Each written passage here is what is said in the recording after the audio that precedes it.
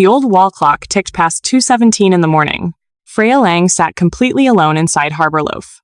Her little bakery rested right against the rocky shoreline, where the sea never slept. Outside, cold rain traced slow paths down the wide front windows. The neon sign from the pier cast, shifting ribbons of soft blue and pink light across the empty floor, painting everything in quiet, restless colors. The ovens had been dark for hours. Still, the air held onto the faint, warm scent of yeast, browned butter, and caramel, like a memory that refused to fade. Only her laptop screen glowed in the darkness, harsh and unforgiving. Freya stared at the new email that had arrived just minutes earlier. The subject line felt heavy, almost personal. Launch announcement. Signature Sea Salt Caramel Loaf. It came from Knox Reilly, executive pastry developer. Her thumb hovered over the trackpad. A small part of her already knew what waited inside. Yet she clicked anyway. The photo loaded slowly, as if the screen itself hesitated to show the truth. There they stood, Knox and Larkin Shaw, side by side in a bright modern kitchen, laughing with effortless confidence. Light flour dusted their matching aprons. Between them rested a perfect golden loaf, sliced open to reveal those familiar, beautiful swirls of sea salt caramel running through the soft crumb. Exactly the way her grandmother had taught her.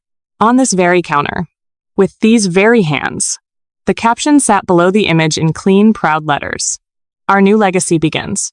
Every precise measurement, every careful timing, every secret pinch of salt her grandmother had whispered like a family prayer, now belonged to them. 100% identical. Not inspired. Not similar. Exact. Freya did not scream. She did not cry. She did not slam the laptop shut in anger. She simply reached forward and closed the lid with one soft, deliberate click. The screen went dark. Silence rushed back into the bakery, broken only by the steady rhythm of waves crashing against the rocks outside and the gentle patter of rain on glass.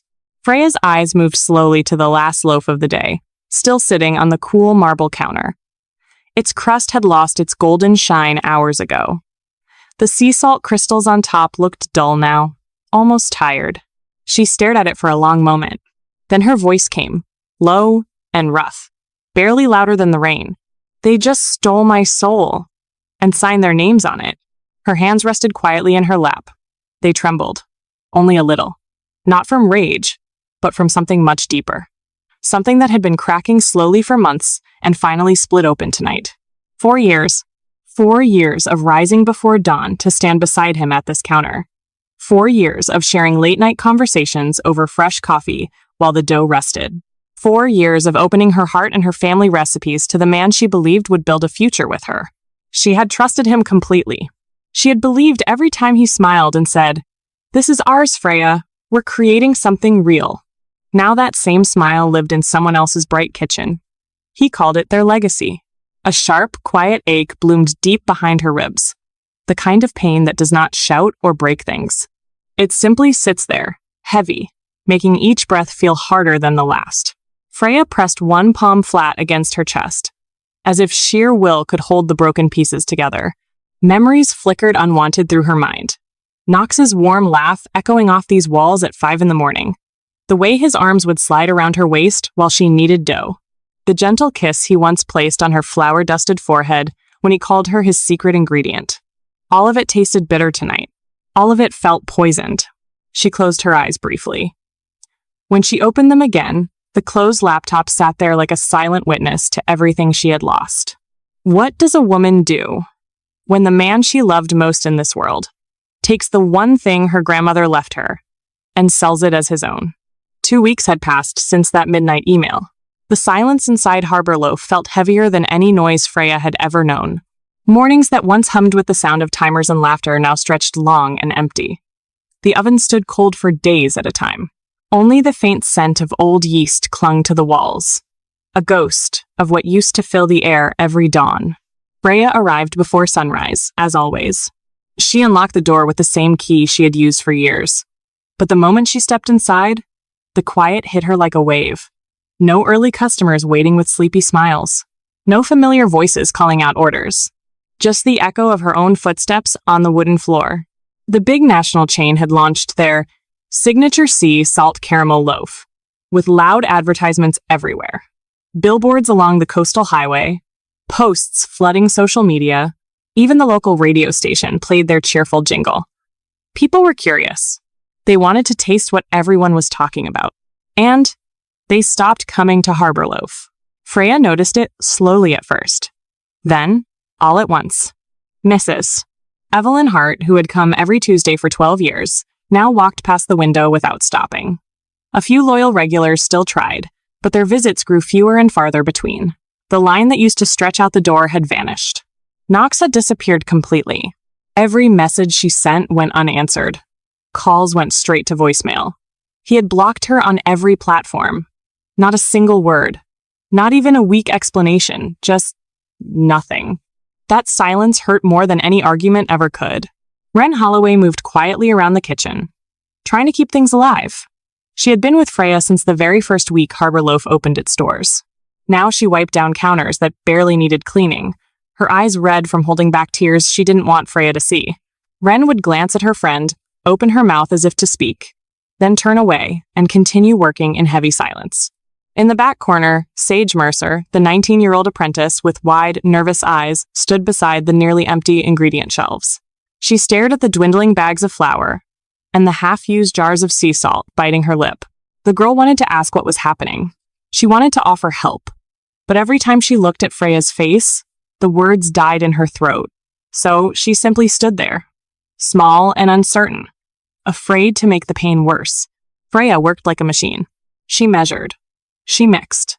She shaped dough with hands that still remembered every motion her grandmother had taught her. She baked the few loaves she could afford to make. She cleaned. She paid the suppliers what little she could. She kept the lights on. But inside, something was slowly breaking. Every night after closing, she sat at the wooden counter where she and Knox used to dream together. She would run her fingers over the worn surface and wonder how she had missed the signs. Had she really been so blind? 4 years of pouring her heart, her recipes, her late nights, and her love into a man who now sold it all as his own bright future. Was she only ever the quiet provider? The one who gave the ingredients? While he learned how to sell the dream? The thought settled deep in her chest, heavy and cold. She didn't cry in front of the others. She couldn't. Instead, the pain stayed locked inside a slow, burning ache that grew stronger with every empty morning. It wasn't loud rage.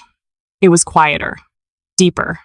The kind that made her question everything she had believed about love, trust, and the life she had built with her own 2 hands.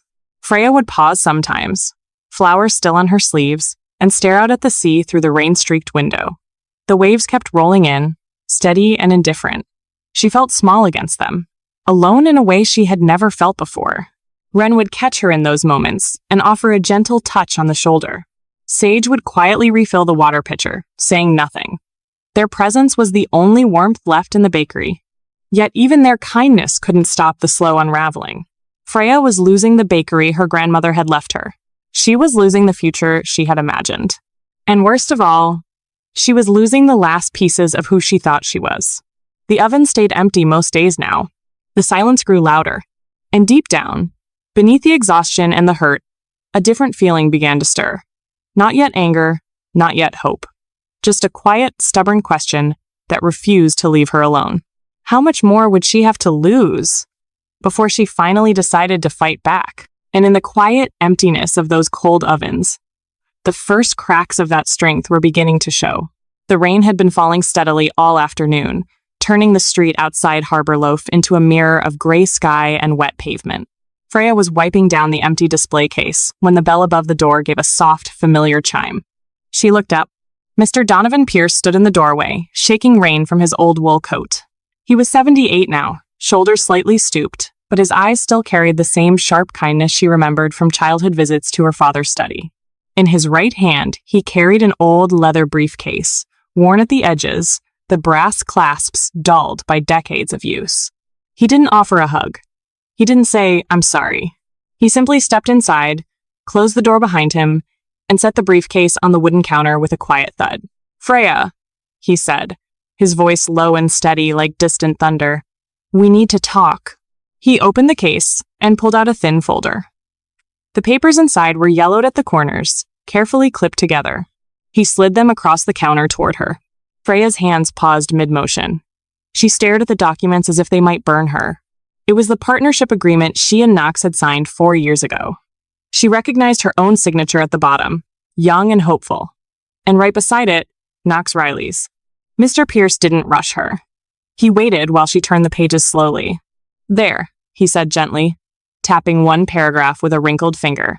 Section 7.2. Intellectual property.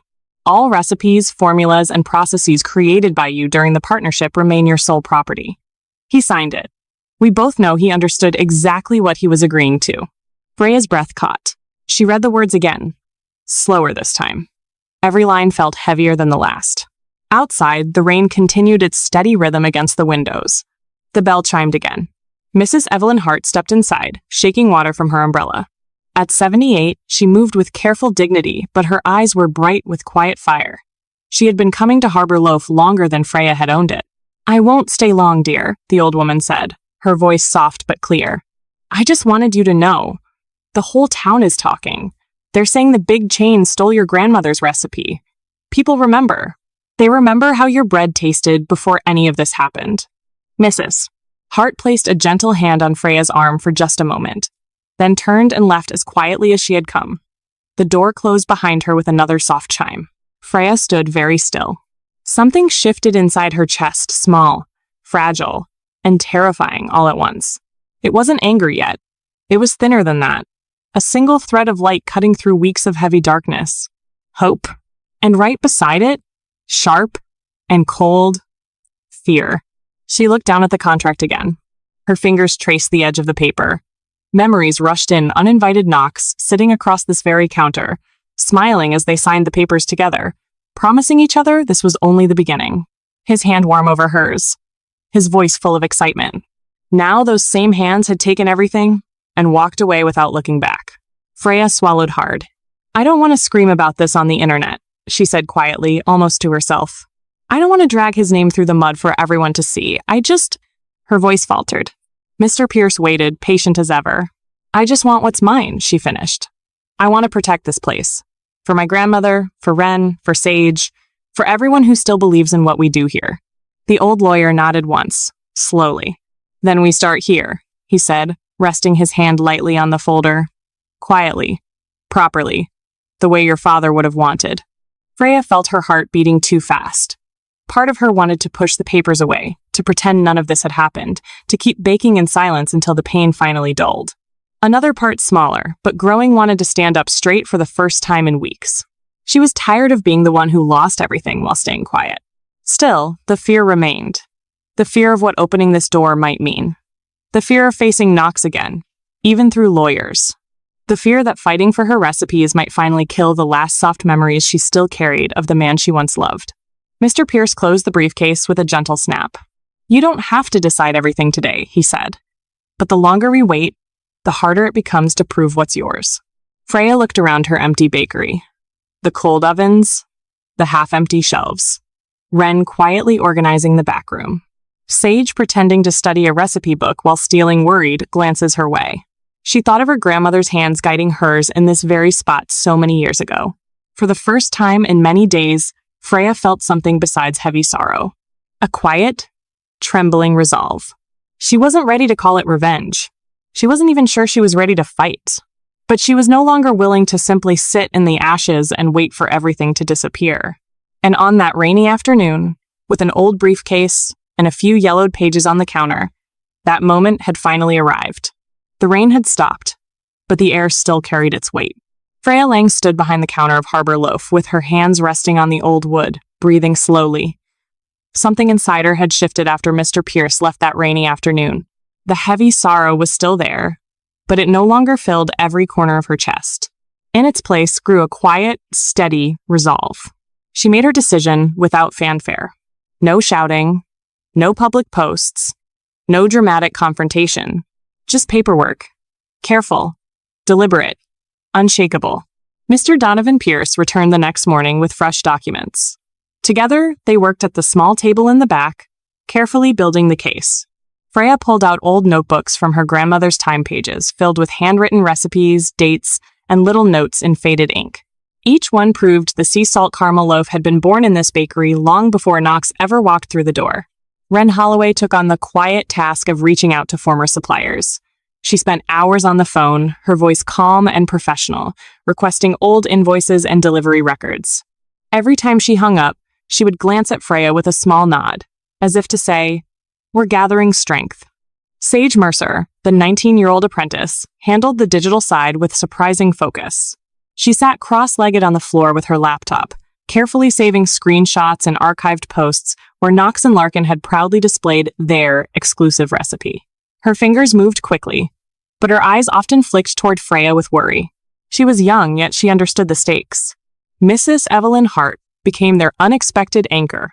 The 78-year-old woman visited twice that week, bringing with her a short petition signed by nearly 30 longtime customers. "They remember your bread," she told Freya softly. "And they remember who taught you."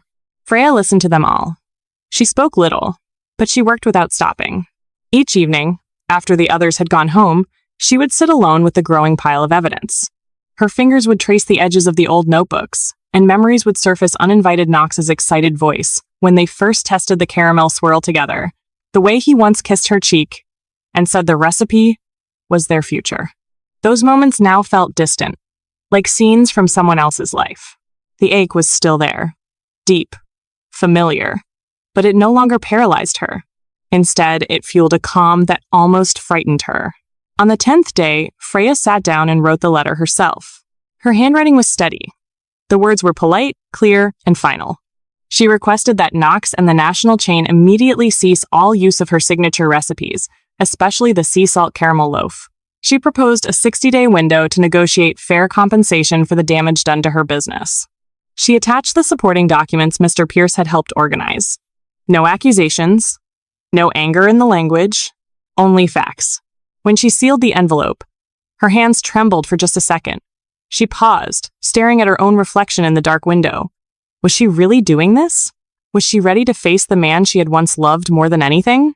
A part of her still wanted to tear the letter up, to pretend none of this had happened, to keep the soft memories untouched. But another part, stronger now, knew she could no longer afford silence. She walked to the post office the next morning under a pale sky and mailed the letter certified. The clerk stamped it without comment. Freya watched the envelope disappear into the system, then stood outside for a long moment, letting the sea breeze cool her face. The waiting began. Days passed with agonizing slowness. Every time her phone rang, her heart would jump. Every unknown number made her breath catch. She imagined Knox reading the letter. She pictured the surprise on his face, then the anger. She wondered if Larkin was standing beside him when it arrived. Some nights, the old pain returned in full force. She would lie awake, remembering the warmth of his laugh in this bakery, the way he used to call her name, like it was something precious. Those memories hurt differently now, not just because they were gone, but because they had never been what she believed them to be. Still, she did not waver. Wren noticed the change first. She told Freya one quiet afternoon, "You look different. Stronger. Like you've decided who you are again." Sage watched her with quiet admiration, no longer afraid to ask small questions. Mrs. Evelyn Hart simply smiled and said, "Your grandmother would be proud." Freya didn't feel proud yet. She felt exposed, vulnerable, but beneath the fear ran a current of something she hadn't felt in weeks' clarity. She was no longer waiting for someone else to decide her worth. She was taking it back. The letter had been sent. The reckoning had begun, quietly, inevitably, and in the calm that followed that single sealed envelope, Freya was discovering just how powerful that choice could be. 45 days had passed since the letter left Harbor Loaf. The small courtroom smelled of polished wood and nervous silence. Freya Lang sat straight-backed on the wooden bench, her hands folded tightly in her lap. Her heart beat steady but loud in her ears. She had not slept well the night before. Old memories had kept her awake. Knox's laugh in the bakery at dawn, the way he used to taste the first slice of bread and tell her it was perfect. Now she waited for the judge's decision. When the ruling came, it was quiet. No dramatic gavel slam. Just calm, measured words. The court found in Freya's favor. Knox and the national chain were ordered to immediately stop using any of Harbor Loaf's signature recipes. They were required to pay compensation for the financial damage and issue a public apology. Freya exhaled slowly. She did not cheer. She did not raise her fist in victory. She simply closed her eyes for one brief moment, letting the weight of the decision settle over her. Across the room, Knox Reilly stood up. He looked hollowed out. His face was pale, eyes tired and sunken. The confident man who once smiled beside Larkin in bright kitchens was gone. Larkin Shaw stood next to him, her shoulders tense, the bold sparkle in her eyes replaced by something quieter discomfort, maybe even shame. Their eyes met for the first time since the night of the email. Freya rose slowly from her seat. She walked a few steps forward until she could see his face clearly. No anger burned in her voice when she spoke. Only a deep, exhausted honesty. "I forgive you, Knox," she said softly, "because I once loved you, but I will never forgive what you did to my family's legacy." Knox opened his mouth, but no words came. He simply looked at her, broken, regretful, and suddenly very small. Freya turned away without another word. The courtroom emptied. The chapter closed. Weeks later, the morning air felt different. Harbor Loaf opened its doors again. By 7:30, a line had already formed along the sidewalk. People waited patiently under the soft morning light, familiar faces, new faces. Neighbors who had heard the quiet story of the stolen recipes and wanted to stand with her. Wren Holloway moved with calm purpose behind the counter, her eyes bright for the first time in months. Sage Mercer wore a nervous but proud smile as she helped arrange the display. Mrs.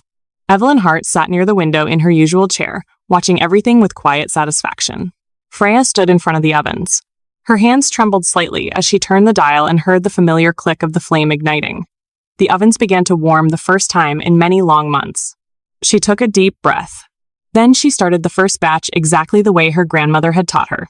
She measured with care. She mixed with steady hands. She shaped the dough with love that had been tested and tempered by pain. When the first loaves went into the oven, the bakery slowly filled with that unmistakable scent, warm yeast, sweet caramel, and a hint of sea salt. The aroma drifted out the open door and down the street, calling people closer. Freya stood back and watched the golden crusts begin to form through the oven window. Memories washed over her again. She remembered the nights she had cried alone at this counter.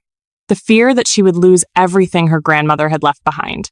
The doubt that whispered she had only ever been useful, never truly loved. But standing here now, surrounded by the smell of bread rising, she felt something new settle inside her chest. Not triumph, not even relief, just peace. She had not screamed for justice. She had not destroyed anyone in return. She had simply taken back what was hers quietly, honestly, and with dignity. As the first loaves came out of the oven, golden and perfect, Freya lifted one carefully onto the cooling rack. Wren placed a gentle hand on her shoulder. Sage watched with wide, shining eyes. Mrs. Evelyn Hart nodded from her seat, a small smile on her lips. Freya looked at the bread in her hands. Then, for the first time in many months, she smiled. A real smile, soft, genuine, not because she had won in court, but because she had found herself again. She had reclaimed her grandmother's legacy. She had protected the little bakery by the sea. And most importantly, she had become the woman who could stand in her own kitchen and bake with a heart that was finally truly free. The line outside grew longer. The oven stayed warm, and Harbor Loaf began to live again, not as a place of loss, but as a place of quiet strength and honest bread. This story isn't only about winning a legal battle. It's about the deep healing that comes when a woman chooses to reclaim her worth without losing her soul, and discovers that true justice often tastes like the first warm loaf of bread baked with her own hands. Freya took a slow breath, inhaling the scent of home. She was ready to begin again. Finally, let me send my deep thanks to you. We appreciate you more than you think. If this tale stirred something deep inside, we invite you to remain part of this frontier of memories. More true stories of honor, compassion, and destiny are waiting for you here. Subscribe, share, comment, and thank you for riding with us today. Aviso legal disclaimer. Our content is designed for artistic and entertainment purposes and may reinterpret historical themes using fictional touches.